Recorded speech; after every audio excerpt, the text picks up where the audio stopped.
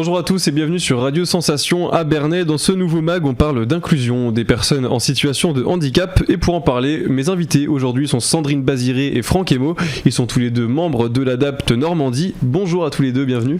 Bonjour.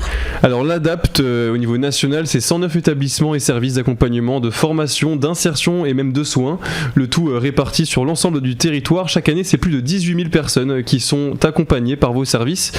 J'ai envie de vous commencer par vous demander si l'inclusion des personnes en situation de handicap, c'est un vrai combat aujourd'hui. Ah mais totalement. Enfin, et ce qui est dommage, c'est que ce soit un combat, vraiment.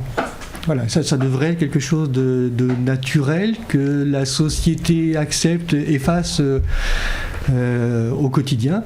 Malheureusement, on a toute une histoire et une conception d'accompagnement des personnes en situation de handicap qui fait qu'aujourd'hui c'est un combat. Il faut inviter les personnes, il faut les frapper aux portes pour dire les personnes que nous accompagnons ont des compétences, ont des qualités et vous pouvez travailler avec sans aucune difficulté. Vous êtes d'accord avec ça ? Tout à fait, oui, je partage cet avis, c'est un combat au quotidien. Nous on accompagne les personnes dans leur quotidien et en fait on le reçoit comme intervenait Xavier tout à l'heure sur des regards en quai, sur des petites choses comme ça, mais qui sont blessantes pour les personnes qu'on accompagne. Donc on a du travail à côté de ça.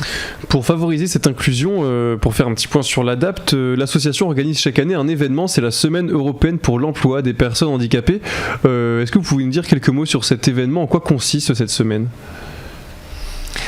La Semaine pour l'emploi des personnes handicapées, c'est justement faire connaître les différents établissements, les structures, les initiatives, les nouvelles démarches qui sont entreprises et faire connaître le dynamisme de l'ADAPT et d'autres associations au niveau européen.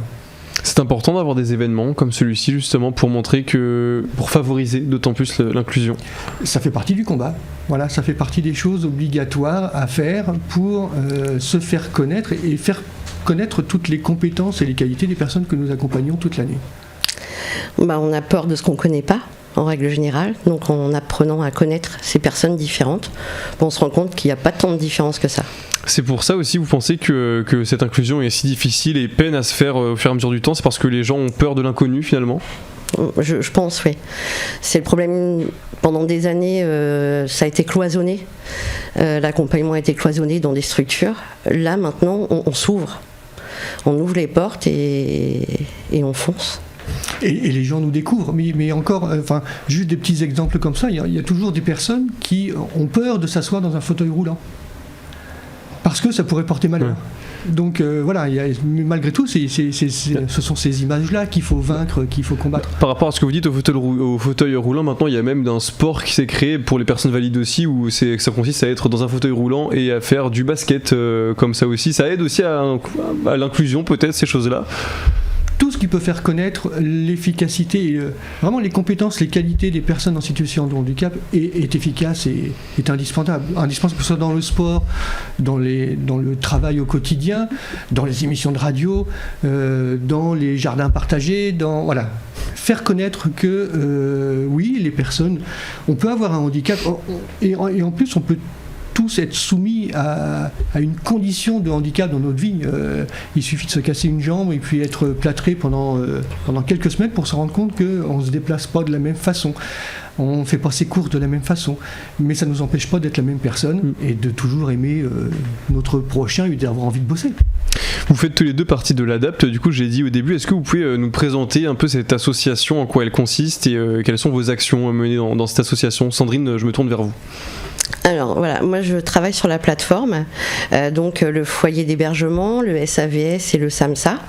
C'est 3 services différents, mais qui ont tous pour mission d'accompagner au mieux les personnes en situation de handicap.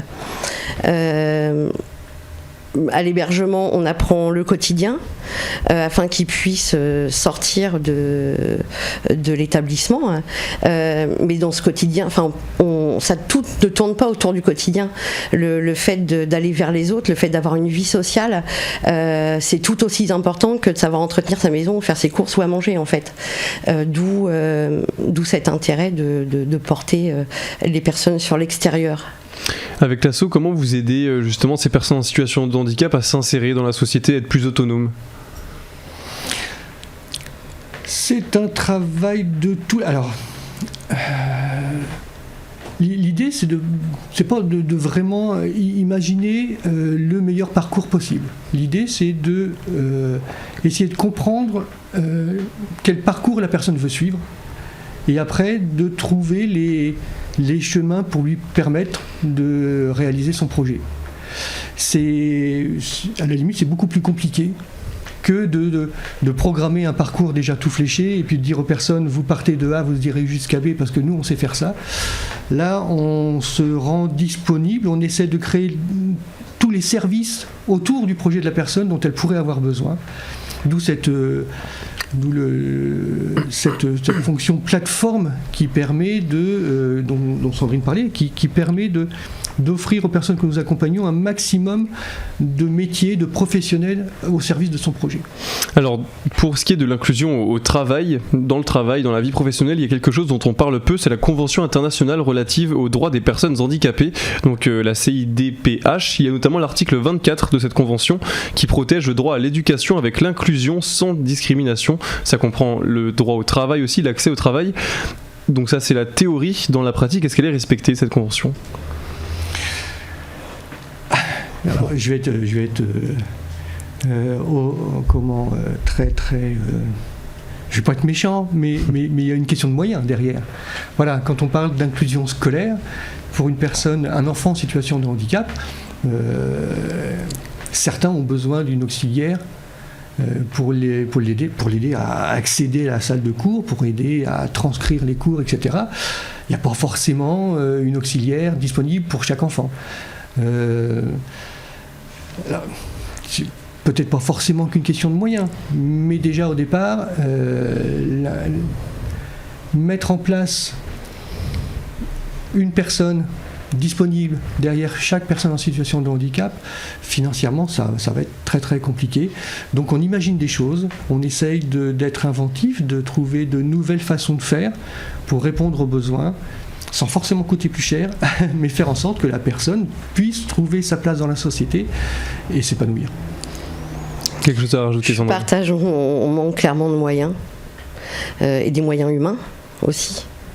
Parce que c'est un métier qui n'est pas forcément valorisé, et du coup c'est clair qu'on manque de moyens. Et pour ce qui est de l'aspect social, du coup au niveau de l'inclusion sociale, qu'est-ce que l'ADAPT met en place sur ce sujet ? On ouvre les portes. Voilà, l'établissement, c'est ce qu'on appelle, il y a des grands mots, hein, désinstitutionnalisation, c'est compliqué à dire déjà, et après, derrière, il faut savoir ce que ça représente, c'est-à-dire que c'est à nous, les premiers, de réfléchir en termes de... on efface la structure, on efface notre organisation, et on se dit, l'établissement est ouvert aux personnes qui veulent y entrer en respectant les règles de sécurité, et on se fait connaître, et on invite les personnes également à prendre confiance en elles pour aller vers l'extérieur, pour aller rencontrer dans le quotidien donc les caissières, les personnes qui vont faire leurs courses, ne plus avoir peur de tout ça, parce que ce sont des personnes formidables et elles ont le droit d'être tout à fait autonomes dans tous les actes du quotidien. Justement, comment faire pour lever ces tabous, Sandrine ? Justement, se rapprocher de nous. Ne pas hésiter à venir au jardin partagé, ne pas hésiter à, je sais pas, je vais penser aux personnes qu'on accompagne quotidiennement, dans la semaine au sport, pourquoi pas organiser des covoiturages, c'est plein de petites choses comme ça qui, mises bout à bout, vont faire qu'on va apprendre à se connaître, tout le monde va se connaître. Plein de petits cailloux qui vont faire une grande montagne. Tout à fait. Si on veut vous rejoindre, si on a besoin de votre aide, on peut se rendre sur votre site internet peut-être ?